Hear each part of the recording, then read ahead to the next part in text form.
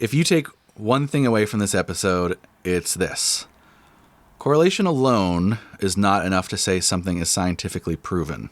And this is doubly true with human health because our bodies are insanely complex. And with human mental health, forget about it. And if there's a second takeaway from this episode, it's that you don't always have to be certain or have a take. Saying, I don't have enough evidence to decide is not only perfectly fine, it's really good. And that's what I'm saying about EMDR.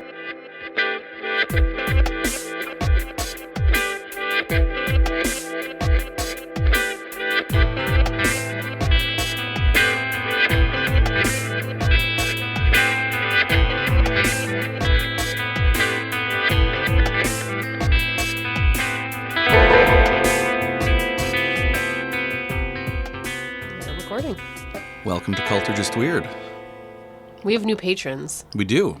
We have quite a few new patrons, actually. We had an influx of new patrons. What are you guys doing? I know. Please stop spending money on us. You have much better things to spend it on, like Chipotle burritos or PSLs.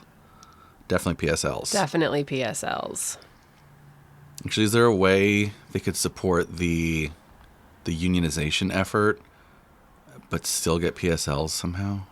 Well, just don't go to stores if they're striking. Oh yeah, okay. And listen to the workers as to whether or not we're supposed to be boycotting.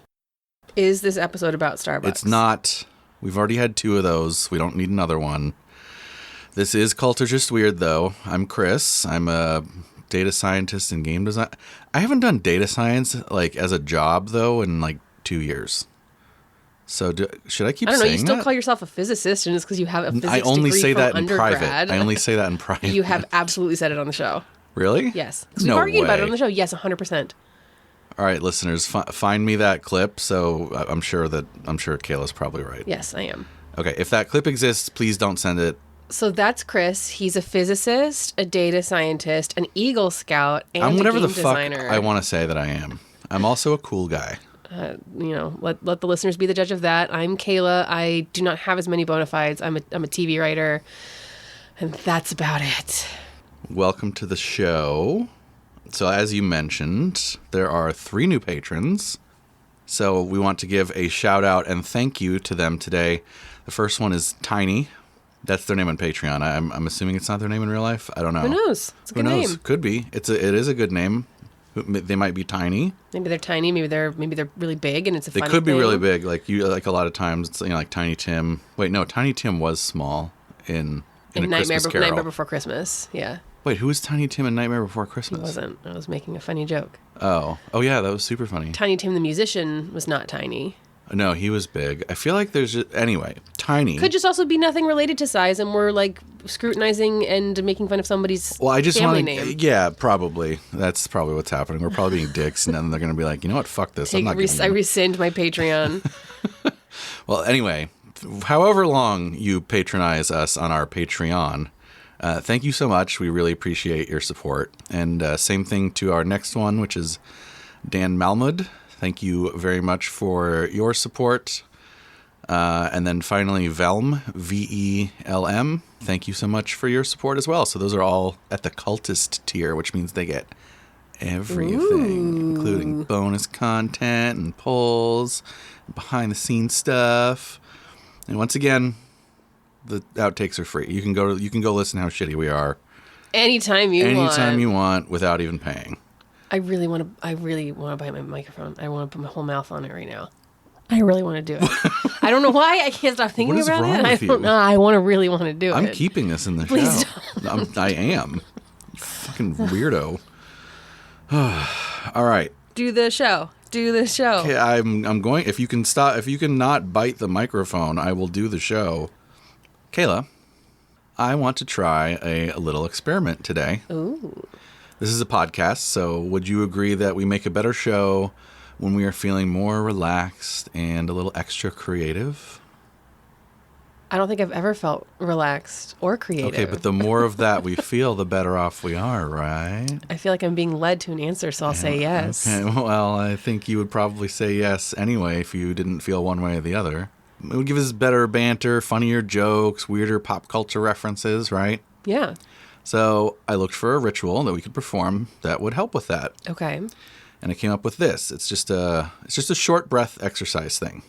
So first I'm going to hand you this squeezy ring thing. Okay. It doesn't have to be a squeezy ring thing. It could be like a stress ball or something like that. Okay. For the audience, yeah, it's just like this little donut made of rubber that you squeeze for an exercise. So hang on to this.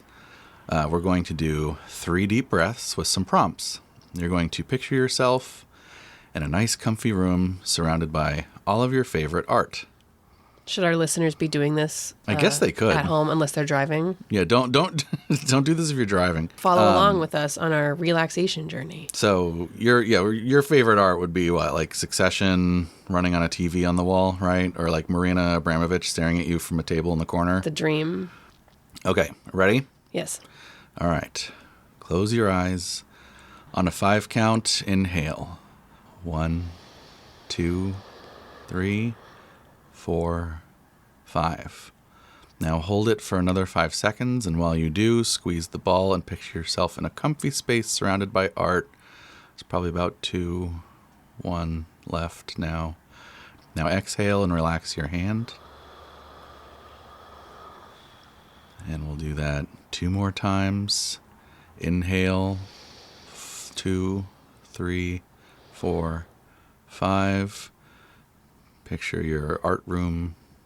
Hold 3, 4, 5. And exhale 2, 3, 4, 5. Last one. Inhale, squeeze the thingy. 2, 3, 4, 5. Picture your art. 2, 3, 4, 5. And exhale. 2, 3, 4, 5. Okay, and that's it now. What do you think? Will you be extra insightful and funny this episode? Will I be? Would one be? Or Would will one be? I be? I don't know. Will you be? I can make no promises. I definitely feel a little more relaxed and grounded, but I can make no promises as to the quality of my performance. Okay, if you want, you can hang on to the ring as like a little Dumbo feather too. I will. You know? Thank you. I'll tell you at the end what this technique is called, and I'll be curious at the end of the episode if you feel like it made any difference. I am looking forward to that. Anyway, it's been a while since Cultist Weird has covered a wellness-oriented topic.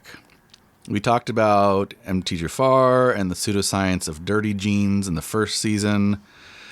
Let's see, I guess anti-vax counts as sort of like a wellnessy topic. We've talked about intermittent fasting, and we've talked about Team Beachbody MLM. And since this is like a wellness-oriented season, I figured it was a good time to dig into a wellness industry topic. Well, actually, wait, have we... Does tea count? Have we already done this we season? We did tea. We also did boo. Tea. We also did boo. But we I also feel like did a whole episode on like self-care. teal swan. So, okay. So actually, it may not be unique, but it fits in well with the theme. Yeah, actually, I can't really narrow it down. I think I'm actually kind of screwing this up. Hey, Kayla, just look over there. Just look over there. Okay. Just don't note it. I'm looking over to the left. Okay. Wait, it's gone. Never mind. Sorry. Look the other way. Okay. You look left. Okay, sweet. You just did an EMDR, which is the topic of today's show. I guess I did. My sources for this episode include, default, of course, Wikipedia, bless your existence, Scientific American, sciencebasedmedicine.org, online home of friend of the show, Dr. David Gorski, Reddit, boards.straightdope.com, which I just discovered was like a place where people go to kind of like ask questions. They're like, straight dope. Give me the straight dope. Yep. No bullshit. Insider.com, the Mayo Clinic, the American Psychological Association, the BMJ, which is the British Medical Journal, Google Search Trends, and myself. I actually underwent an EMDR treatment a little over a week ago myself. We will get to that. Starting with the basics, EMDR is an acronym, of course, and it stands for Eye Movement Desensitization and Reprocessing.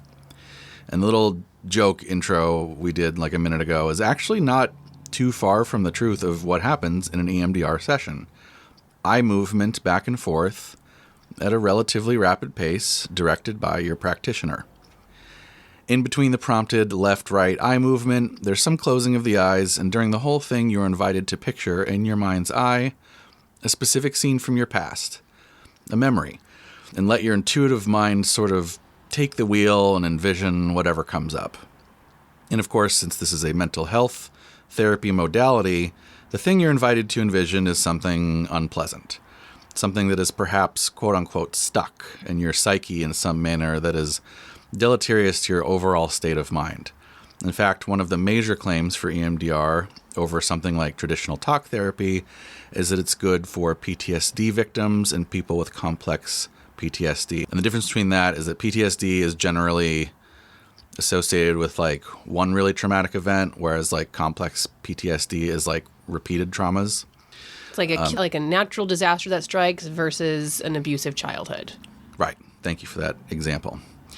So, perhaps you're a veteran who witnessed one of the unspeakable horrors that's so common in war, and that memory is lodged deep within you, causing all manner of PTSD symptoms. You're irritable, you maybe have intrusive thoughts about the traumatic event, trouble sleeping, always on edge, even when you're perfectly safe. By the way, those are among actual PTSD symptoms. And PTSD is tough to treat. So the idea behind EMDR is that it is purposefully exposing yourself to the painful and or terrifying memories in a controlled setting with a trained practitioner. And then there's also some magic that happens with the eye movement thing. Magic? Now, before we talk about magic eyes, there are a few things I need to mention here. One is that EMDR need not involve bilateral eye movement. It typically does, but other types of so-called bilateral stimulation are alleged to have similar effects. So, not just bilateral eye movement, but also like tapping back and forth on either shoulder or either arm of the patient, or listening to binaural audio as well, where like volume and content sort of pulse back and forth between a pair of headphones. But the eye movement thing is most common, and that's the one that I did. I think that's the one you did as well, because you did this. I have also done an EMDR session a year and a half ago, maybe? Oh, wow. Year ago? Feels less than... That was that long ago? Yeah. I don't know. Time's messed up. Year ago? I think year and a half ago at this point. I think it was last summer. And yeah, it was with the same practitioner, and it was the same style of, your head remains stationary and your eyes simply follow the like hand directions of the practitioner. Yeah, and then did she do the same thing where she like kind of guided you through some like light guidance through some like it was like vision questing? Close your eyes and, picture something. What's coming up for you? Okay, we're going to go through this process and taking you through whatever you're picturing and then kind of moving on to the next picture and the next picture, and just kind of whatever was coming up at the time is what we processed in the session. Yeah, and the guidance is very light touch. It's not like picture this. It's more like if something comes up, it comes up. You can tell me about it. You can keep silent. You can do whatever you want. Just kind of just let whatever happens. All right. So to summarize everything we just talked about, here's the definition given by the American Psychological Association. Quote, a structured therapy that encourages the patient to briefly focus on the trauma memory while simultaneously experiencing bilateral stimulation, typically eye movements, which is associated with a reduction in the vividness and emotion associated with the trauma memories. End quote. So that's pretty concise. Pretty concise. Also, since I described EMDR as purposefully exposing yourself to painful and or terrifying memories, this is also a good time to bring up the fact that EMDR is far from the first or only therapy modality to use such techniques. There's a whole slew of things that fall under the exposure therapies category, and they all have this thing in common, where you're either gradually or suddenly, in some way you are exposed to the triggering stimulus in a controlled setting until that trigger has either been desensitized or you've processed or recontextualized or whatever have you. In fact, I believe that's a common way for treating phobias. Like if you have a fear of heights, exposure therapy might involve like going to the top of progressively taller buildings or something like that. You get the picture. Yeah. Exposing yourselves to spiders if you have arachnophobia. If you have agoraphobia, you got to go outside. You got to go to crowded places. Yeah. Oh, go outside. I don't want to go outside. Yes, you do. Ugh. unless it's to get a PSO. All right. So traditional CBT talk therapy, and CBT stands for cognitive behavioral therapy. CBT therapy, that's one of those things. That's one of those redundant acronym, RAS syndrome. Yeah. Anyway, CBT talk therapy, which is well supported scientifically and thus the most common therapy treatment, can also involve exposure. Like one of the things that CBT does, like one of the many types of CBT is exposure talk therapy. So in CBT, though, the exposure would involve discussing the traumatic event with your therapist. There's not that much discussion in EMDR. It's just like you envision something as the therapist sort of talks to you. There's some back and forth, but like it's mostly just like the act of picturing the thing in your mind's eye and the act of the bilateral stimulation. You're not like analyzing it with language and trying to figure out like, that's a good way to put it. What cognitive distortions are happening, and like it's less of a verbal analytical processing practice and more of like it's more like experiential. It's like almost a nonverbal processing that occurs, like a very emotional processing that occurs, which is why I even think that this is something that works well as a topic for us, because it still feels like that feels a little woo Definitely to me. It feels that way to a lot of people, actually. Yeah. I read a lot of comments. In fact, I just mentioned the Straight Dope website. It was actually someone asking about EMDR and saying like, this just sounds woo to me. Like, what's the straight dope on EMDR? So it sounds that way. What is the straight dope? I want to know. As somebody who has done EMDR, I still don't know where I stand on this. And like, I don't, I had a very positive experience with it. I really think I got something very powerful out of it.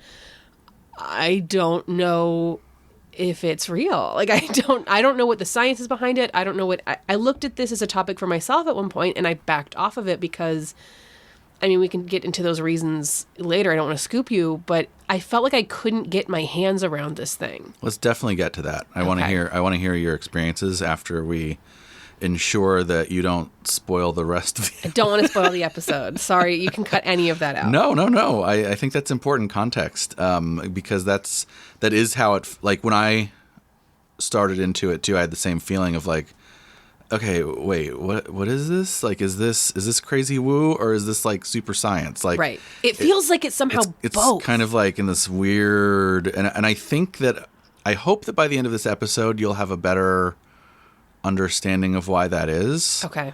I definitely tapped into the old trust network. I went deep in the trust network for this one. Remind me to tell you about the most woo thing I found about this that probably didn't come up in your research, because I came at it from like, remind me. Okay. Remind me. This is foreshadowing for later in the episode. Foreshadowing.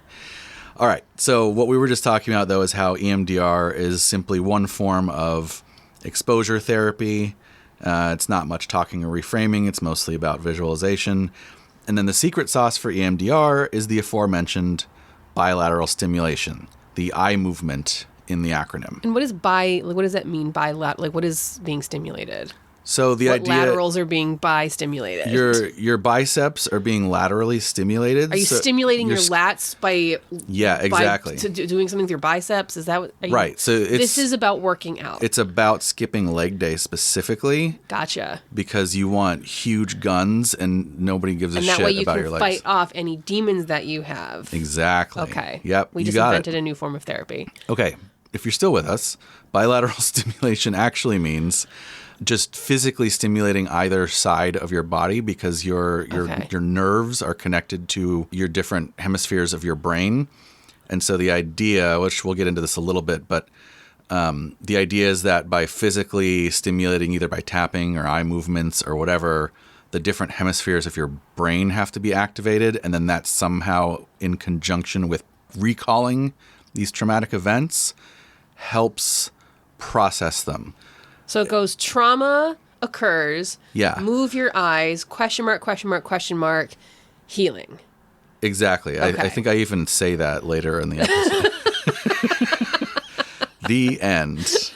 You guys got it? Okay. But yeah, so that's what EMDR is and what it tends to be used for, that PTSD we mentioned. But where did it come from? How long has it been around? Where is it going? Where is it going? Where are we all going? EMDR was invented or discovered, depending on how you think about these things, in 1987 by a psychologist by the name of Francine Shapiro. She actually came to this invention/discovery by noticing that she herself felt better after thinking about her own traumas and having her eyes move back and forth. Why did she have her eyes moving back and forth? I think the story goes is that she was on a hike, so her eyes kept like darting back and forth to look at like nature and animals and I thought she was walking around campus. whatever else happens on a hike. Maybe it was camping. Campus. Camping. Camping. Camping or campus. Campus. Either way, she was on a walk. Maybe she was it was walking somewhere and her eyes were looking at things. Right. There's right. mythology around this. And I guess for whatever reason, she was thinking about something shitty that happened to her and later felt better. And as you just said, it sounds a little like a myth-making narrative to me. Like, like I was walking down the blah, blah, blah. And then the burning bush came to me and said, I was sitting under a tree and an apple fell down. Yeah. And then question mark, gravity. Right, exactly. But regardless, her claim was that she discovered this effect in herself first. And then Wikipedia tells us, quote, she then conducted a scientific study with trauma victims in 1988, and the research was published in the Journal of Traumatic Stress in 1989. Her hypothesis was that when a traumatic or distressing experience occurs, it may overwhelm normal coping mechanisms, with the memory and associated stimuli being inadequately processed and stored in isolated memory networks. Shapiro noted that when she was experiencing a disturbing thought, her eyes were involuntarily moving rapidly. She further noted her anxiety was reduced when she brought her eye movements under voluntary control while thinking about a traumatic thought. Shapiro developed EMDR therapy for post-traumatic stress disorder. She speculated that traumatic events upset the excitatory/inhibitory balance in the brain, causing a pathological change in the neural elements. Please don't ask me what that last sentence means. I have no idea. It kind of comes off as jargon salad to me. But anyway, Francine Shapiro, inventor of EMDR, 1987. It's taken off more recently, though. If Google search trends are to be taken as an indicator of interest, then a shift happened roughly in 2015, where searches were like relatively flat before that, and then the numbers started going up, a trend that continues into now, into 2022. What caused that surge? I am not sure.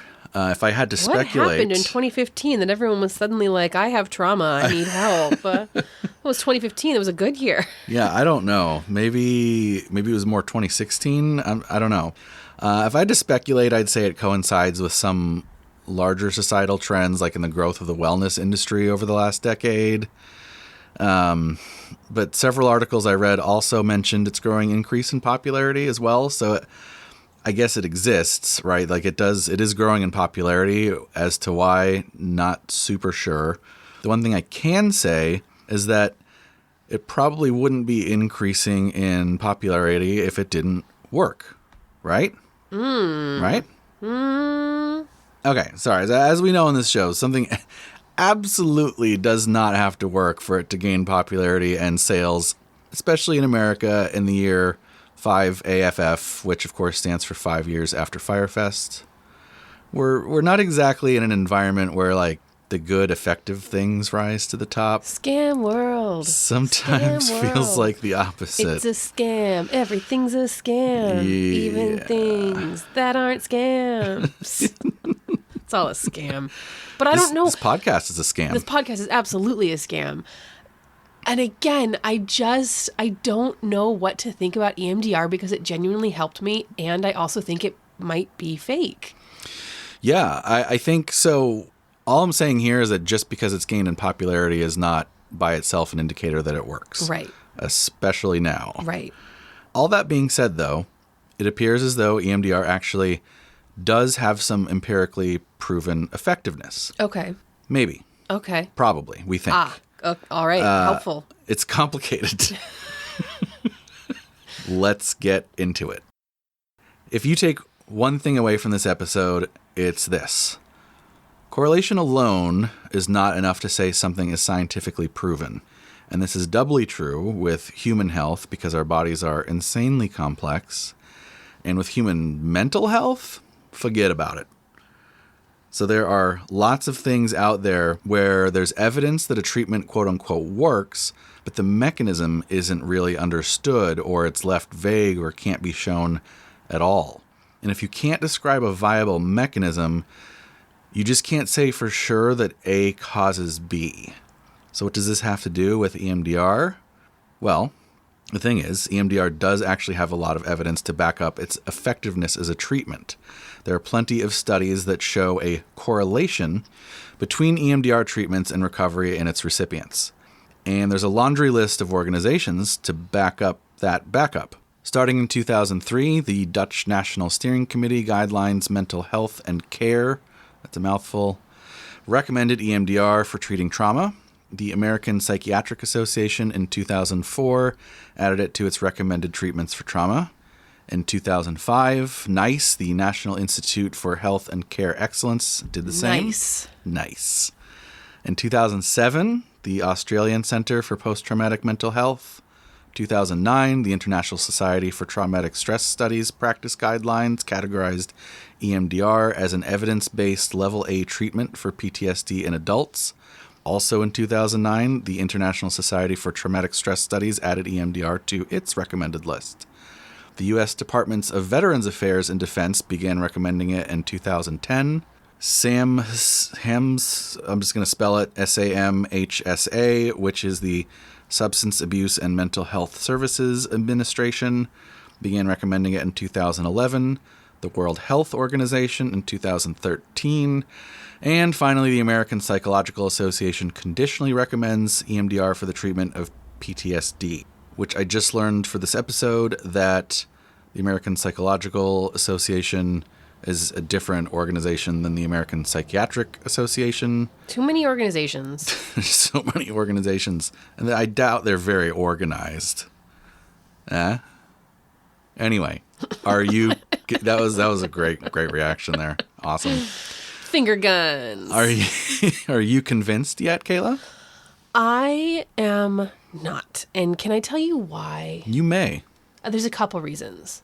So first, I don't want to put on a tinfoil hat here. I don't want to do that. I really, really don't want to do that. And yet... I'm not tinfoil hat, but... I think for me, it takes more than recommendations from large governing bodies for something to enter into my trust network. Mm-hmm. It can't just be that, because I don't know, are health insurance companies involved in this? Because health insurance companies are involved in things like acupuncture and chiropractics becoming like super accepted in the mainstream. And again, I'm somebody who has engaged in both of those things. Don't think that they are quote unquote efficacious by the standards of like this podcast, by the quote unquote scientific standards of this podcast. So I don't know what the motivation is behind all of that. I don't know. Maybe this is something that's like, is it cheap or is it effective? I don't know. Mm-hmm. What I also have a hard time with this, and this is part of why I didn't do an episode on this and why it was too scary for me to do an episode on. And thank you for taking one for the team and doing it instead. Yay, I'm going to recommend somebody do something that's either dangerous or dangerous if they don't do. I really liked my EMDR session. I had a hard time finding any authority on EMDR, like the people who were doing research on its efficacy and publishing papers about its efficacy and really looking into and analyzing the like effectiveness of this thing. I had a hard time finding anybody who wasn't an EMDR practitioner themselves. Yeah. There didn't seem to be any sort of like that I could find third-party authority of people who like weren't making their money from practicing EMDR. And that to me is what makes it so complicated, is like I want to trust the scientific research that's being done on this thing, but I have a harder time trusting it when the people doing the scientific research are founders of EMDR, practitioners of EMDR, publishers of EMDR journals, and making their money on this thing. Do these large organizations count for you as a third party? I feel like I need something else. I need the Perelman School of Medicine to be studying this. I need Johns Hopkins University to be studying this, to be actually publishing research that they're doing. I think that some of these other organizations that you talked about are organizations that take input right from outside places. Right. They're not and themselves then go, laboratories. Here's what we recommend. They're not necessarily doing the research themselves. So that's why I will have questions about why are you choosing to support EMDR versus something else versus something else versus something else. So it just gets really complicated when it seems like all of the research, or at least the research that I found that says, yes, EMDR is an effective modality, is coming from people doing it. Yeah. I think your instincts are pretty good here. And in fact, we'll talk about acupuncture here more in a minute. But I think your instincts are in the right direction. So I should keep my tinfoil hat on? So keep the tinfoil hat on. I don't want to keep the tinfoil hat on. It doesn't make me good at being it's not very stylish. An unbiased podcast host. I feel like I'm just one of the crazy people. No, look, okay, half on, half off. Okay. Tilt it to the side There or we turn it go. around like one of those baseball caps. All right, so there are lots of correlative studies. And again, correlative just means like, well, people did it and then they felt better. Right. And lots of weighty organizations getting behind it. But this brings us back to what we were talking about a few minutes ago, and what you may have been wondering since we first started talking about it. How the hell does moving your eyes back and forth actually do anything or make any difference? I still don't know. And again, it really helped me. How does EMDR actually work? The good news is this is easy to answer. We don't know. The end. Bye. There is a lot of speculation about what the mechanism is, but nothing that we actually know for sure. And by mechanism, just to be clear, I mean some way of describing a causal chain of events between the treatment and its efficacy. We can describe, for example, how caffeine causes alertness and other effects in like a really precise biomechanical way, right? It binds to the same neuron receptors that a naturally occurring neurotransmitter called adenosine does, and blah, blah, blah. Several complicated biochemistry steps later, this causes you to feel tired. But we can actually trace like what that chemical does, Right. like where it binds and why that affects you in this like tiredness, alertness sort of way. We can point to all those steps. With EMDR, it's more like what you were saying before, like underwear ? Profit thing, right? EMDR ? Feel better.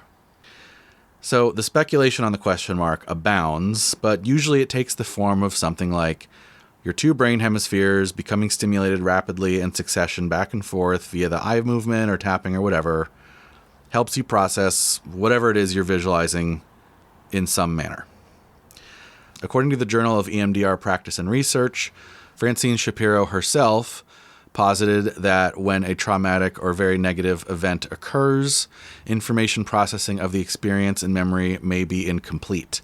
The trauma causes a disruption of normal adaptive information processing, which results in unprocessed information being dysfunctionally held in memory networks. Now, if that all sounds kind of hand-wavy, that's because it is. We just don't know for sure, and not knowing for sure includes the very real possibility that the eye movement actually does nothing at all. In fact, it's more than possible, it is probable. According to doctors Hal Arkowitz and Scott Lilienfeld, writing for Scientific American in 2012, quote, when scientists have compared EMDR with imaginal exposure, so that's just like what you're doing in EMDR, just minus the eye movements, they have found few or no differences.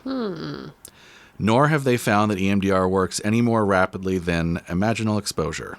Most researchers have taken these findings to mean that EMDR's results derive from exposure because this treatment requires clients to visualize traumatic imagery repeatedly.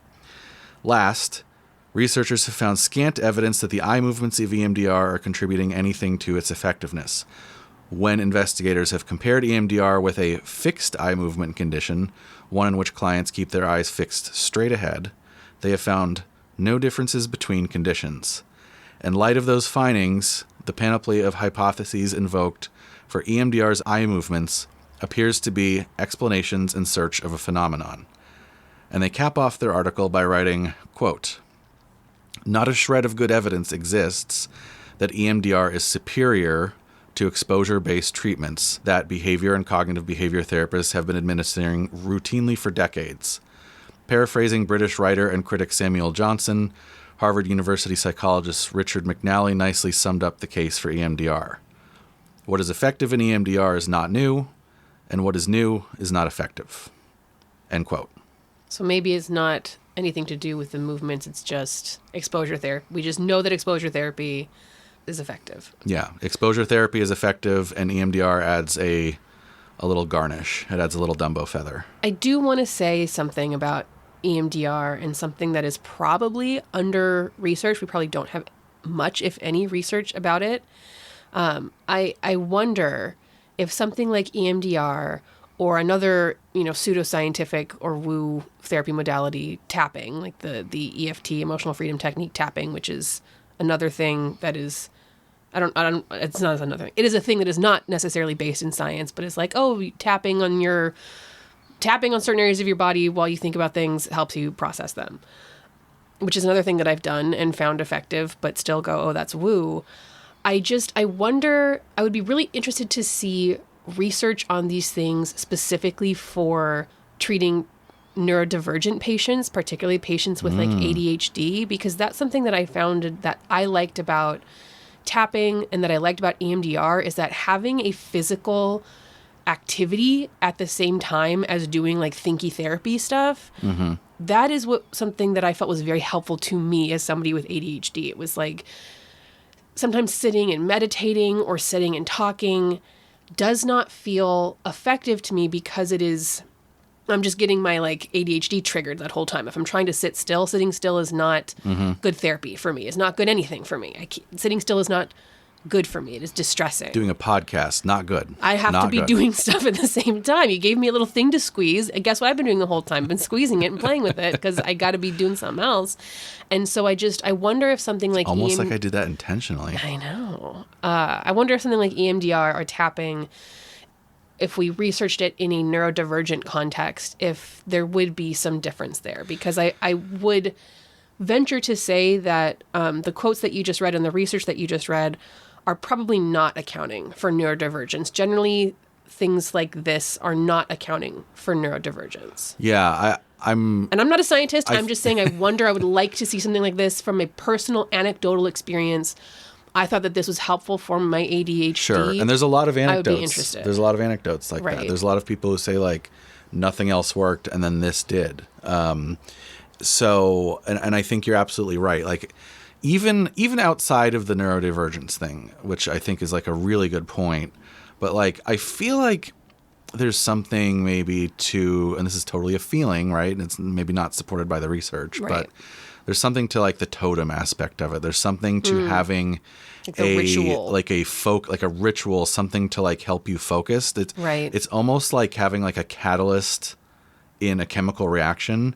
It's not involved in the reaction, but it helps the reaction proceed. So I don't know if that's something that's like accountable for. Like, I don't know if that's something you can actually account for in research. But that's what it feels like to me. Like, yeah, maybe the eye movements are not effective.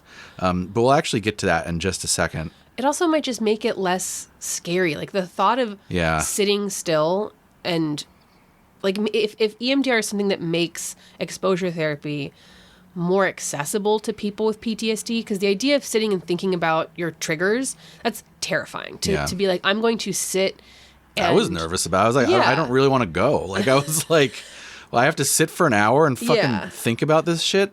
And maybe if the sitting had simply been sitting and thinking or physically being exposed to whatever your triggers are in the moment, maybe that would have turned you off of the session and you wouldn't go back. But maybe having something that almost distracts you from it a little bit. Yeah, it's like a handhold. Yeah. And I don't want to, I'm not arguing against the research at all. I fully believe that the research that we have does not show effectiveness of the moving of the eyes. I just wonder it makes me curious as to why the anecdotal experiences are there, that it is effective in a way. And look, it's also, we'll get to this, but it's also relatively young. So, okay. You know, it's really tough with the human body as complex as it is, and like the diversity of people's genetic makeup, experiences, memories, everything. You know, something that may not be effective, and this is me speaking as a data scientist, something that like doesn't appear effective or shows a trend in one direction or another across a large population, as soon as you slice that population, like you mentioned, into like neurodivergent, not neurodivergent, suddenly those trends reverse, and it looks like one way for one and one way for the other. So like, I don't know how much slicing of that has been done. Right. Maybe a lot, maybe a little, probably not as much as has been done for something that's been around for 100 years. Right, right. So it's the reason why we say like, CBT is the most like effective form of talk therapy. Part of that, I think, is because it's just been around very long and had like why Prozac is like one of the most effective drug. Well, it's also been around the longest, had a lot of. And the other thing I want to say, and then I will let you get back to your script. Oh, you'll let me do the episode? Thanks a lot. You're welcome. Is that I think that on the flip side, something like adding the eye movement, desensitization, and what is it? Reprocessing. And reprocessing to an already existing therapy also kind of feels like a page out of the woo scammer grifter textbook. Like, oh yeah, you got to move your eyes in this way, and that'll finally make this thing work. It kind of feels like adding a superfood label. Or if it does, though, like you were saying, like what if you were someone who just couldn't focus, couldn't sit still, couldn't deal with thinking about something for an hour straight? And so what if this magical little, that's why I keep saying Dumbo feather, right? What if the Dumbo feather actually works in this case? So I love the Dumbo feather, and I use it all. It's like one of my favorite tropes. It is a very good trope. I just want to point out. Do you think people listening know Dumbo feather? I think our listeners know about a Dumbo feather. It's Dumbo thought he couldn't fly, so then the little mouse guy gave him a feather and said, well, this feather will help you fly. Yeah, the feather it's a magical feather that will allow you to fly. And then, but he was actually flying on his own, but he needed the feather as like a little totem, a little thing to focus until on. Until the feather, he didn't need it in the end, and then he could fly, and yay, confidence. I just want to point out the flip side here. I don't want to be the person that's like, EMDR works because the man hasn't done enough research into it. It's also, I wonder if it's possible that there's a grift here of like, there's an existing thing and somebody sees an opportunity to put a spin on it that makes it more branded, that makes it more marketable. Because it is a thing, like you have to get trained in the EMDR and the specific thing. That's actually one of the complaints about it. Like one of the things that detractors say is that like there's too much training involved. And you spend a lot of money on that training, I'm sure. You spend a lot of money on the training. So we'll get to some of that. Okay. I will be quiet. Thank you. Like forever or just for the show? For as long as you need me to be. Oh, okay. Like how about forever? Okay. Is that good? Okay. The confusion and controversy around the effectiveness of EMDR meant that I really had to go to some of the pillars in my trust network. Scientific American, as we just pulled from, and also, luckily for me, sciencebasedmedicine.org had an article.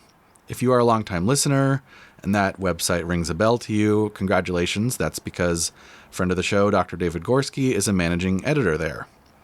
The author of this particular article, though, is Dr. Stephen Novella, who, in addition to being a good person to weigh in on brain shit because he's a neurologist, is also the founder and executive editor of sciencebasedmedicine.org. He also hosts the Skeptic's Guide to the Universe podcast and also finds time to be the president of the New England Skeptical Society. I think he's also a professor at some like shit school called like Yale or something. Ugh, fucking Yale. Anyway, here's what Dr. Novella has to say. Or actually, maybe I should just read the article title. Quote, EMDR and acupuncture, selling non-specific effects. End quote.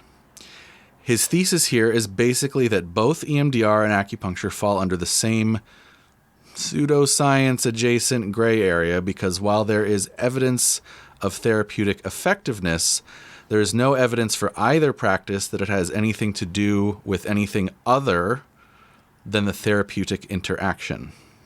In other words, acupuncture helps because you have a nice supportive practitioner to talk to and a relaxing therapeutic environment, not because of the needles.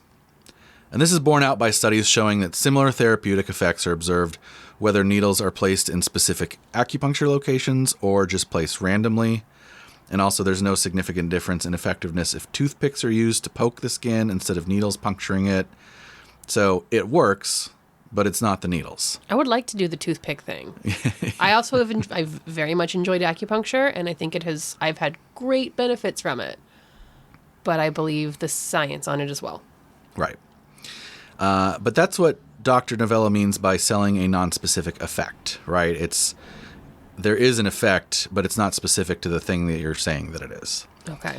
And the analogy is pretty good with EMDR, honestly, because it's basically a CBT-adjacent exposure talk therapy.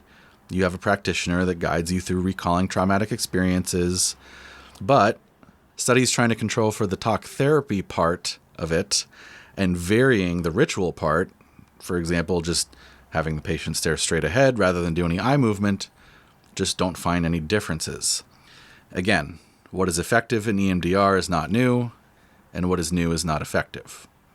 Dr. Novella also points out that as a neurologist, the known plasticity that the brain has, which is the ability to rewire its neurons, basically, doesn't work as fast as EMDR claims it would.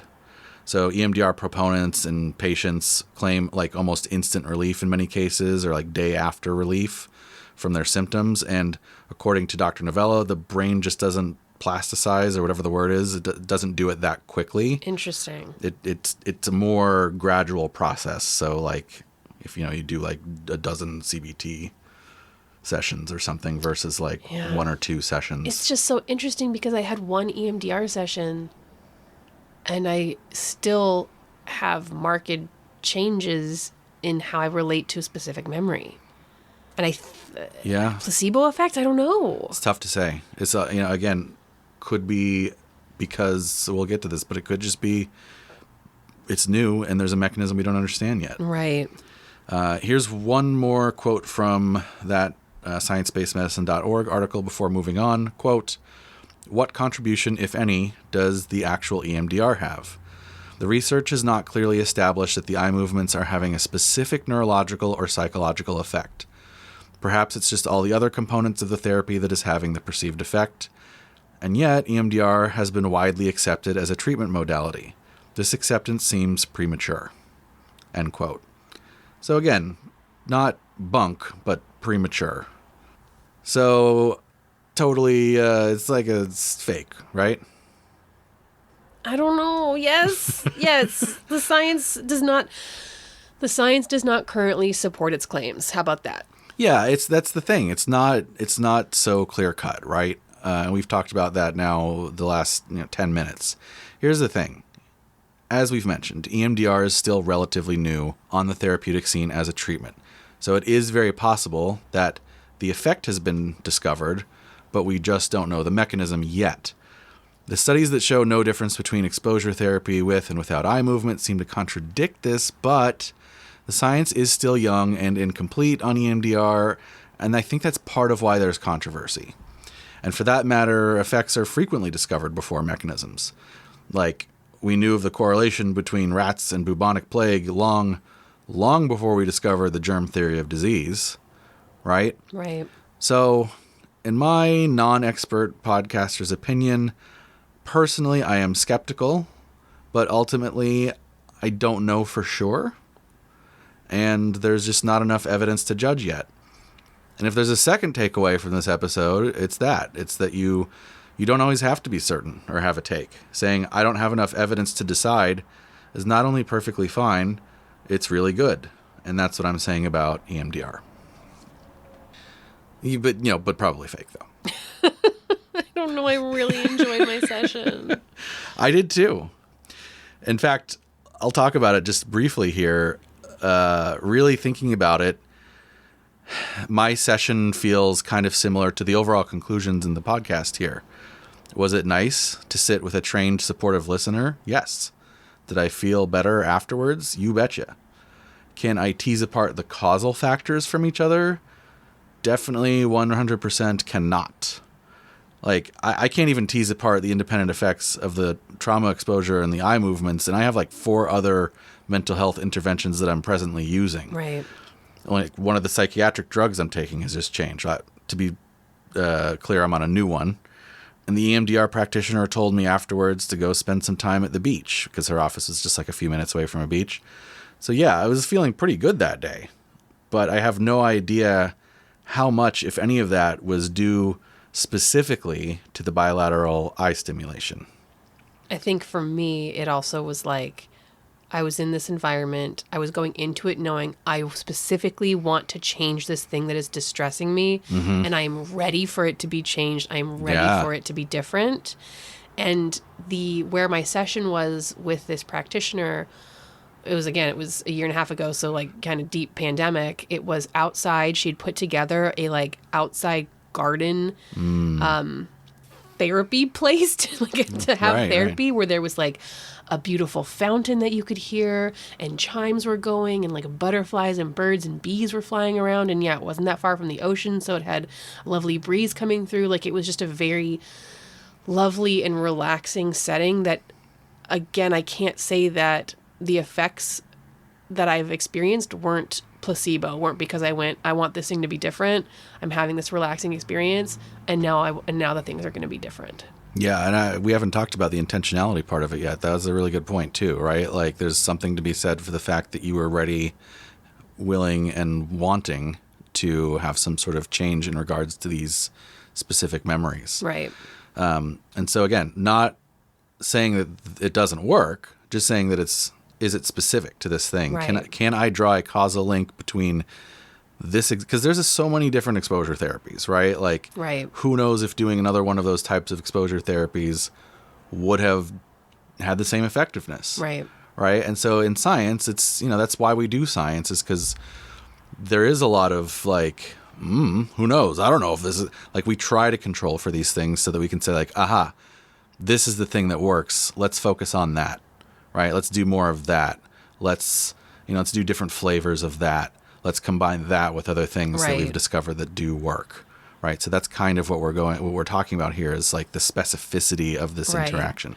And I think also with EMDR, there's a little bit, because it is kind of woo adjacent, there is a little bit of a like spiritual feeling component to it that maybe feels more attractive or more efficacious or more profound than like if I just went to the psychiatrist and he did a CBT therapy session on me and we thought about going to the grocery store. Like, not to denigrate. Going to the grocery store is pretty traumatic. Some people have really, that's like there's a guy I follow on TikTok who's documenting his exposure therapy journey, and what he does is every day he goes to a different store and just walks through the store because that is like an overwhelming experience for him. Interesting. And absolutely do not want to denigrate that experience. I do if it's funny. Don't denigrate anybody's experience in that way. I just think that if somebody is seeking some spiritual healing element as well, they're going to maybe be drawn towards the EMDR versus a non-EMDR type of therapy. Yeah, I think that's another good point. All right, so to summarize the controversy here, arguments for EMDR having some uniquely effective component. There are studies showing evidence of its effectiveness in an overall sense. Lots of organizations either recommend or conditionally recommend it as a PTSD treatment. It's a relatively new therapy, so maybe it's expected that we don't know the mechanism yet.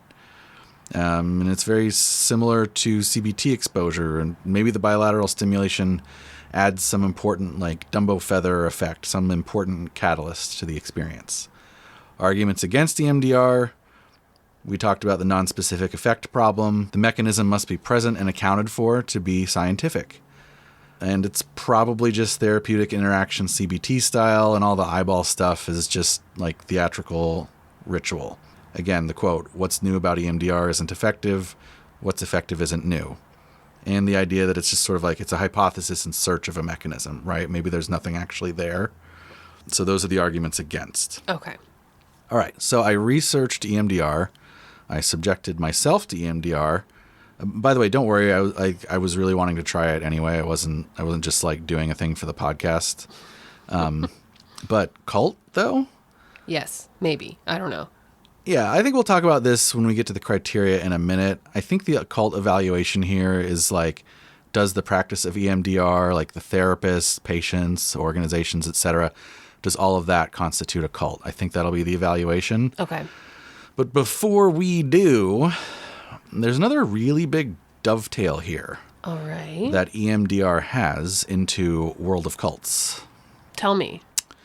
One thing that came up a surprising number of times when I was reading comments on these articles and on Reddit. Well, actually, let me just tell you the thing that popped up in my Google autocomplete when I was typing in, is EMDR scientifically proven? When I started typing the SCI part, there was an autocomplete for, is EMDR Scientology? No. What? No. Sus, am I right? What? Makes one curious. Oh, no. What? Oh, no. Okay. It's not like L. Ron Hubbard invented EMDR. Francine Shapiro wasn't I don't his, believe that bestie? Francine Shapiro was a Scientologist. Okay. Here's the context, though. Okay. A lot of ex-Scientologists that have also tried or read about EMDR seem to think that they feel quite similar. So specifically, the take is that EMDR and the auditing process in Scientology feel eerily similar. Okay. There was a discussion, actually, on the Steve Novella article on this very topic, and there's a whole Reddit thread of these folks, and the thread is called EMDR and Scientology, and there's a bunch of comments on there like, thank God I'm not the only one who thought that, and noticed similarities myself, too. So what gives here? What gives indeed? I think the original poster on the Reddit thread, user Socrates, I just got that when I said it out loud. Because it's sock, S-O-C-K, rat, and then like tease is like you're teasing someone. Socrates. That's clever. They describe it pretty well. Quote, I am interested if anyone knows anything, has any thoughts about potential connections or similarities between EMDR and Scientology auditing. I recently did eye movement and desensitization reprocessing therapy. I was really struck by how similar it seems to Scientology auditing. Similar words and sometimes even lines, a step-based pattern that is very programmatic and must be repeated exactly, the theory of returning to past traumatic memories to sort of decrease their effect, going over and over them, trying to get to the earliest memory in a chain. The eye movement component, although not directly the same, seems somewhat analogous to an E-meter. So I think what he's bringing up there is is the E-meter and the eye movement just a similar sort of like Dumbo feather catalyst? Well, because the E-meter, you're holding things. One in each hand. One in your left hand, your right hand. Yeah. Uh-oh. They're both bilateral. He says that. They're both bilateral and are just a sort of like a side thing that you are told to do that is supposed to help you in the process. I read a bit of the theory behind EMDR, and there's something called relational frame theory, which strikes me as, which we didn't talk about that, but strikes them as similar to the whole theory of engrams. This one might just be my brain playing tricks on me, but whenever I did auditing, I always felt like my head was a little bit tingly, and I get the exact same feeling from EMDR. End quote. And then that's the thread where people are saying like, yeah, I noticed the similarities too. And the whole auditing shtick, as we know, is a staple of a lot of the most abusive cults.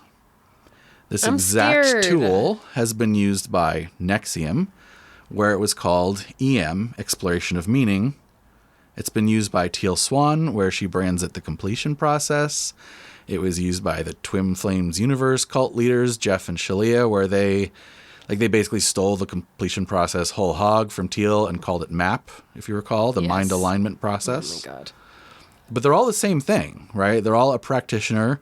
They're guiding a person through recalling past traumas, and there's some sort of ritualized processing of the trauma. Ultimately, there's probably some therapeutic effect due to the exposure, but of course the intent for folks like Keith Raniere and Nancy Salzman is not therapy, it's domination and control. And Redditors and myself aren't the only ones to notice this connection. Here's a quote from an Insider.com article about NXIVM. Quote, the most common way NXIVM members would therapize their actions was through EM, or exploration of meaning, a term Raniere created. During an EM, A member and a high-ranking NXIVM teacher would sit in chairs facing each other while a group of other members watched. The member would explain an area of their life they were having trouble in, like feeling anxious about a job interview, and the teacher would ask questions to see if the anxiety was rooted in a specific memory or pattern in their past. The VOW shows footage of some of these sessions, and when Scott, who was a psychologist cited earlier in this article, when Scott watched them, they reminded her of a specific type of therapy called EMDR, or eye movement desensitization and reprocessing. The article continues. EMDR is done one-on-one, with a patient speaking confidentially to a therapist in an office, but with Ranieri's EM method, a NXIVM member shared their vulnerable and traumatic past in front of a crowd. When Ranieri or another high-ranking member running an EM deemed that the member had a breakthrough, the audience clapped and cheered in celebration. According to Scott, this setup intentionally creates positive reinforcement, so members want to share even more vulnerable information. End quote. So, Kayla, Yes. What do you think is going on here? Does this make you think of EMDR any differently? Is it all one big red flag? I think it would be unfair to say that because there are bad actors utilizing techniques that EMDR itself is whole hog a cult or a bad thing, because this isn't the first time that we've talked about something like the completion process having roots in traditional or scientifically proven therapy modalities.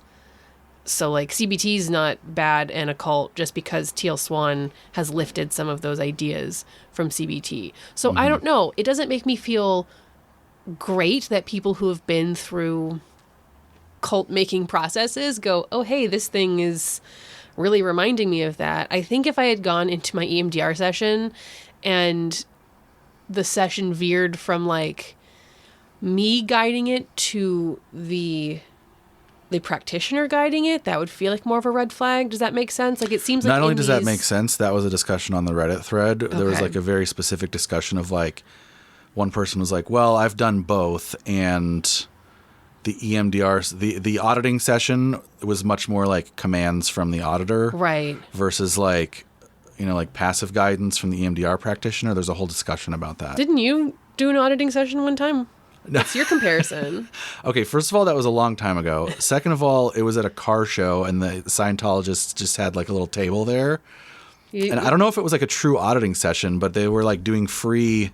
They were doing free something or other. Maybe it was auditing, but like they had the. You held the little e-meter. I held the little bars, yeah, the little e-meters, and like, I don't know. I just like whoever they had there was like their like C team. This has been one of your like life's greatest disappointments. I know. I hate that the person you finally were like, yeah, let's check out the Scientology thing, and the person was just like a terrible salesperson. Yeah, I know. I was like, ooh, I want them to like recruit me, like because like this was 15 years ago. This was 15 years ago, so I was even more of a dick than I am now, believe it or not.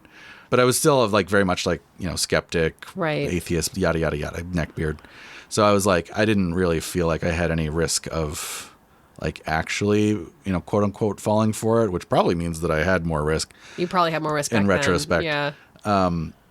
But the person was just like didn't, I don't know, it was like dead fish. Like there was just no care. There was no charisma at all. You did not scored get recruited. 0 on charismatic leader. Gotcha. I was just and I came away from it being like, oh man, that's it. Shit. I was kind of hoping that this would be like more enticing, or like I would have had like some weird like, oh man, like that I feel different, or what.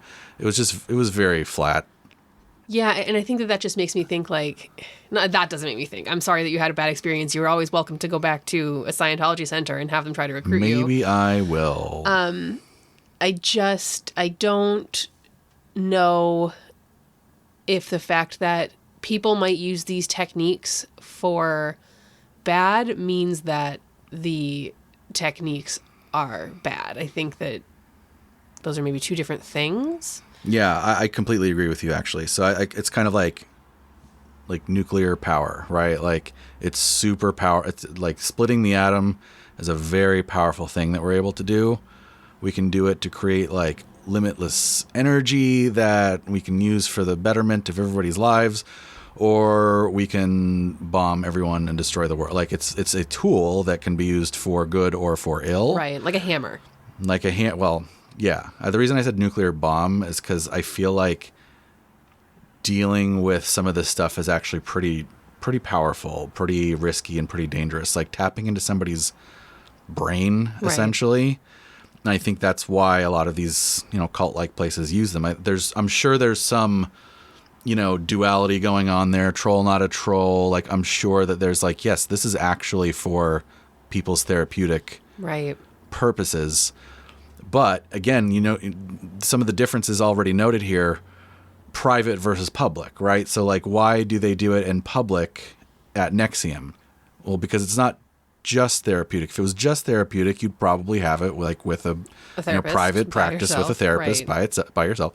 But instead, there's like also this component of like exposing your vulnerabilities to everyone that gives leverage to the leaders. And so, so bottom line is, I think you can take some of these very powerful tools and you can exploit them for very bad things. It's dangerous. But that doesn't, to me, as you said, that doesn't make me think that the EMDR itself as a tool is it's not really a red flag for the tool. It's just a red flag for people who would use it. I'll also mention here, since we're talking about this stuff, that one of the risks that is associated with EMDR, like one of the things that detractors will bring up, is the idea that it can potentially implant or create false memories. So we've talked about that on the show as well before. And in fact, that's kind of like, one of the big red marks against something like the completion process is that because they're not, they're doing it for their own like pernicious reasons. They're like willy-nilly creating false memories. Like it's like intentional, like that's a feature, not a bug of the completion process. But the way that recalling memories works, you're sort of re-experiencing them as you recall them. And so we've talked about this in the show before. When you do that, things in the memory can change, right? Things like something may be introduced that wasn't there, or changed that wasn't there. Or you remember a person that wasn't there or was there differently or whatever, right? So when you re-experience a memory, there's always that risk of changing it and having some sort of creation of false memory. So that's one of the risks of EMDR, because that's what you're doing. You're bringing up memories. Right. So anyway, I just wanted to mention all that stuff with the like Scientology, because that's like a very common thing that some of these more like high control cults do, and they probably do it because it is such a powerful tool. Right. All right, ready for the criteria? Yes. Okay. Charismatic leader. Well, how do you feel about Dr. Shapiro? Is she a doctor? Dr. Francine Shapiro? I'm not sure. She's a psychologist. I'm not sure if she's a PhD. How do you feel about Francine Shapiro? I am not sure. I didn't get the impression that she was charismatic. Like there wasn't a lot of like discussion of her in the EMDR circles. There wasn't like, oh, there's this psychologist who like really did a lot of work to spread this thing. It was just sort of like, oh yeah, she invented it. I'm pretty sure before I had my EMDR session, my practitioner, like before I booked it, my practitioner talked about her. Okay, that's a little weird. I'm pretty sure, like when she was explaining, she's like, here, let me talk to you. To be clear, the person who did my EMDR, I first saw them for something else and then saw them for EMDR. And it was in something else. This is the person who, and that's another thing, this practitioner has only fairly recently started practicing EMDR. I want to say within the last like 5-ish years, maybe 10. Yeah, I remember that. And before that, her work is entirely in, I don't want to say, I think it's entirely in ADHD diagnosis and treatment. Saw her for that first. And then was like, oh, you also do EMDR? Hell yeah, I need that. Like, let's talk. Mm-hmm. And I'm pretty sure she explained, like, let me explain to you EMDR. I think she talked about how, like, this is, proven to be effective for treating veterans. Talked that with me too, yeah. Yeah, how Francine Shapiro came up with it. So I don't know if that's just this particular practitioner.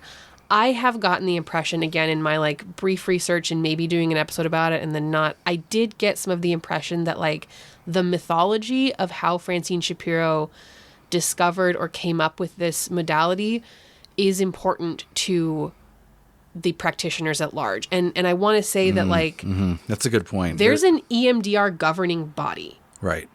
That to me feels important to talk about here. Like if you want to practice EMDR, there is a governing body. Right. For this. Like you can't, that's not necessarily bad though. I'm not right? saying it's bad. I'm just saying with like CBT, I can't really tell you, as far as I know, there's not like a CBT governing body. There's not necessarily governing bodies for these various modalities. Right. It feels something different. Like EMDR is a registered trademark, I think. Let me see. EMDR is trademarked by the EMDR Institute Incorporated. I don't think things like CBT are trademarked in that way. Yeah, that's interesting. Like for other therapy modalities, like if somebody's going to be a therapist, I think generally they go to like therapy school, right? Not like the EMDR Institute. Right. That to me feels like a different thing. Like for tapping, again, going back to tapping, you don't learn tapping in like general being a therapist school. You go to the Emotional Freedom Technique Institute. Right. EMDR, you go to the EMDR Institute. It feels like it's like a Zumba. It kind of feels Zumba-y in that way. To me, the fact that there is this governing body that is based on this one person's, like, she is a PhD, by the way. She founded this institute. This governing body is where you train. Like, it's very localized in this way. I feel like there's an argument for that being the charismatic leader here. Yeah, I think the mythology of her origin story for it, like the apple falling thing. Right. I think kind of points to some of that like charismatic leaderness. I certainly don't think that it's like a Keith Raniere or L. Ron Hubbard or what. Like I don't think it's like full blown charismatic leader. But if you go to the EMDR but it's website, present there a little bit. She's all over. It's very much about her. The first thing is, welcome to EMDR.com, EMDR Institute, Inc., founded by Francine Shapiro, PhD. Then there's like all these links that you can click on about her. Scroll down, Francine Shapiro, PhD, the originator and developer of EMDR, which I don't want to shit on this person's like breakthroughs or shit on somebody like having a business come up or trying to make this thing legitimized. I don't think it's the same as other I couldn't tell you who created CBT. Yeah. I don't know. If there's Freud, we could talk about who created He like sucks psychoanalysis. Too. But yeah, I would call him a charismatic leader, kind of. Yeah. So I think that we're not saying that it means anything about the therapy itself, but it definitely seems like she has an outsized role here. So it's definitely present. Expected harm. For who? For practitioners, for patients, for both, for the world. Both. I definitely feel like I have seen some people talking about like, well, because we don't understand like the machinations of this thing, that there's, potential to harm patients because yada, yada, yada. We don't understand it. But overall, I get the impression that this is more helpful than harmful, even if it is placebo effect or the eye moving is more decorative than practical. I don't know. What do you think? What if we do find that it's like implanting some false traumatic memories? Like we had the satanic panic and people got in trouble for that shit. I also I feel like that's kind of going, ooh, there's the possibility for something bad to happen here rather than like, this is a bad thing that's happening here. And I can only go off of my own EMDR session. I do not see an opportunity for false memories to be created in the session that I had. See, I see the opportunity for it, not in the session that I had, but like in the quote unquote wrong hands, right? Like, yeah. I definitely see where this could be something like if somebody was being much more commanding and guiding, like an auditing process or something like that. Now what do you remember there? Do you remember your parents there? Right. Was your father in the room at the time? Like, if you even like leading stuff like that, I think could create those conditions. Any therapy has that potential. Sure. But that just kind of goes back to the nuclear weapon thing, right? It's like it's a powerful tool and, use responsibly. Right. I don't think that means there's expected harm. I just think that means there's like potential harm maybe. Right. Okay. Presence of ritual. definitely high. Sitting there being like burp, burp, burp, burp with your eyes and Oh yeah. Yeah. Going back and forth with the hand. Yeah. In fact, that's the whole thing, right? Is like, does this eye movement ritual contribute in its own right to the therapy? Like that's sort of the question of the day. Right. So it's definitely there. It's definitely present. Niche within society. That's a hard one for me because I feel like it's both yes and no. It feels like it's pretty goddamn popular these days, but maybe that's just in my circle. I don't know. Like it's definitely gaining in popularity. Yeah. I don't know if it's as niche as something like something niche we've covered. I don't know. Worm farm? It's not as niche as a worm farm scam, but I don't know. Mead. Didim? Yeah. No, I think it's definitely not like a household name type of thing like talk therapy right. or Prozac, but it's definitely increasing in popularity. So I'd say it's mead.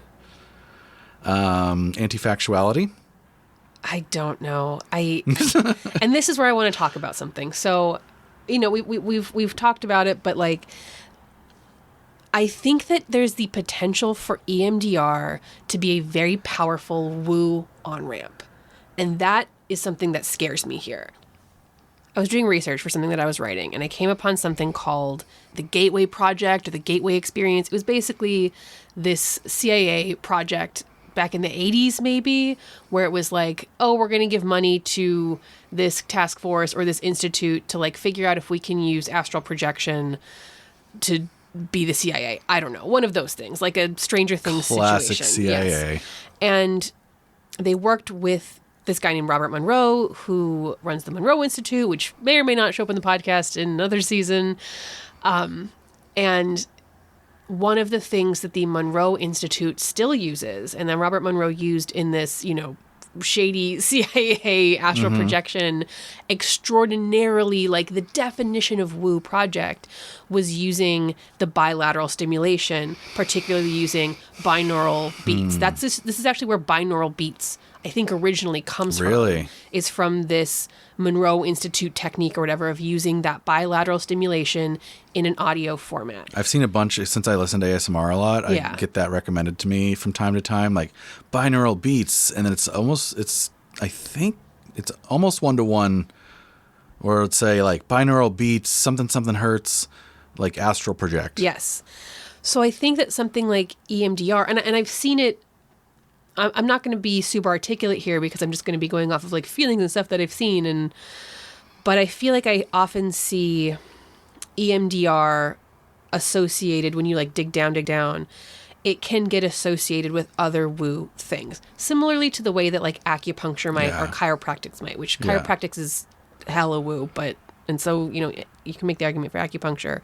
But like EMDR feels like it's this weird kind of like stepping stone in between evidence-based, scientifically proven therapeutic modalities and woo-woo wellness culture. And that's something that I don't know how to feel about it. It feels like there's a lot of room for anti-factuality. If we're saying that like, oh, the methodology behind EMDR is the same for like the methodology behind triggering astral projection, that feels weird to me. And then again, I'm going to go back to, it feels weird to me that the vast majority of research coming out about EMDR is coming from people who practice it. And I know that that's not inherently anti-factual, but it makes me think about it. Like, part of why I didn't do this... There's a cui bono there, yeah. Why I didn't do this topic, yes. I wanted to talk to a professional who wasn't somebody who practiced EMDR because I felt like, okay, that's a bias. Did a lot of research, finally found like a group of researchers out of like, I don't know, Denmark or something that were working on this, found a researcher that I wanted to talk to, attempted to reach out. The email bounced because turns out she was no longer at this like university. Did the EMDR Institute rub her out? She had since left to become an EMDR practitioner. Oh, shit. She did research. Chain of She did victims. academic research on EMDR, not as an EMDR practitioner. All of the research that she published and participated in was pro EMDR, like this is an efficacious thing. And I was like, cool, I want to talk to this person. And then I decided, no, I'm not going to talk to them because she had left this academic institute, academic setting to go become an EMDR practitioner. But isn't it possible that like that's why she went to go practice? Totally. But because she found it effective? Like I no longer felt I would be getting an unbiased opinion. And I think it's like really hard to get that for sure, which is, why we haven't done the topic till now. I also think I don't know if that's anti-factual. I think you make a really good point too about like the stepping stone, like gateway to woo. I think there's like a couple things that fall under that. Like you said, acupuncture, I think is one of them. I think there's a few others, but that almost feels like that plus one's the expected harm for me. I don't know if it's so much anti-factual as it is. I mean, it is. It's also a little bit anti-factual. But I think for me also the anti-factuality manifests itself in the like explanations looking for a cause type of thing that seems like there's so many speculations, including from Dr. Shapiro herself, of like how this would work. But like we don't know anything. It's like literally it's like just making up stories, right? It's like, well, it works because of the bilateral, and then it reprocesses and unjiggers the fling flang, and then after that the medulla oblongata makes but like there's just a lot of that sort of stuff where it's like, yeah, but you made that up because we don't know yet, right? Like, so that to me like comes off as kind of anti-factual, like all the speculation of like, well, it works, so I don't know. Let's think of some way that it might. So I'm going to say like medium here. It's another mead because there is some evidence, but actually I will say this too. You are sort of in agreement with Dr. Novella about the like stepping stone thing. Okay. He mentioned something in his article about how this is a problem with like evidence when things become like evidence-based practices. Potentially prematurely, they can sort of become like these types of stepping stones because people are like, well, it's evidence-based. Right. There's a non-specific interaction. We don't know how it works, but it's evidence-based. Same thing with acupuncture, right? It's quote-unquote evidence-based, but we don't know the specific interaction, or if there even is one. It seems like there isn't. Right. And so then it sort of becomes the stepping stone because of its like legitimization from this evidence-based thing. So that's medium anti-factuality, life consumption. I don't feel like that's super high. I don't feel like that plays into it very much. Yeah, I feel like I would. I don't know. Like there's somebody living on compounds. Like there's nobody saying like you have to do this every single day. In fact, EMDR specifically is supposed to only be a limited time thing. That's one of the things that the Scientologist thread talked about was like, EMDR is only supposed to happen for like, 3 months or whatever. You're supposed to do it for a certain number of sessions and then stop. Whereas auditing is like forever keep giving us money. Right. So I would say the life consumption is pretty low. Okay. That makes sense. I agree. Dogmatic beliefs. I don't get the impression that they say like, don't do other stuff. I certainly didn't get that from my session. Me either. Yeah. As far as I know, it's just kind of like, this is something to use in conjunction with other stuff. Like it's just... Yeah, I definitely don't get the vibe of like, this is the one true way. Yeah. Again, another way it differentiates from Scientology, right? Scientology is like, everything other than this is an evil scam. Yeah. Psychologists are an evil scam. Only auditing is good. Right. Don't get that, so that's low. Chain of victims. You recruited me into it. I did. You dastardly. I did it, and I was like, I think you should do it. I like forced you to do it. You absolutely. I emailed the lady first and was like, hey, can you set up a session for my guy? Yeah, but that's because I kept begging you to do it. Again, I have a real hard time with the idea that everybody who is a proponent of this is also either giving money to the EMDR Institute or getting money from being an EMDR practitioner. I know that's not a one-to-one of like chain of victims, but it smells like it has the potential for scam, for grift, for pyramid scheme, for any of that stuff. I don't think it's necessarily present. I think that the threat is there. Yeah. But it's not necessarily present. I think you're right. It feels a little Zumba-esque where it's like, it doesn't feel like a pyramid. Right. But it does a little bit feel like there's this I don't know, like sometimes gatekeeping is good and then sometimes it kind of feels like a money grab. This feels like it's maybe veers towards the latter. Maybe. You know, like Maybe. you do want to gatekeep like whether somebody can call themselves a doctor or not. Right.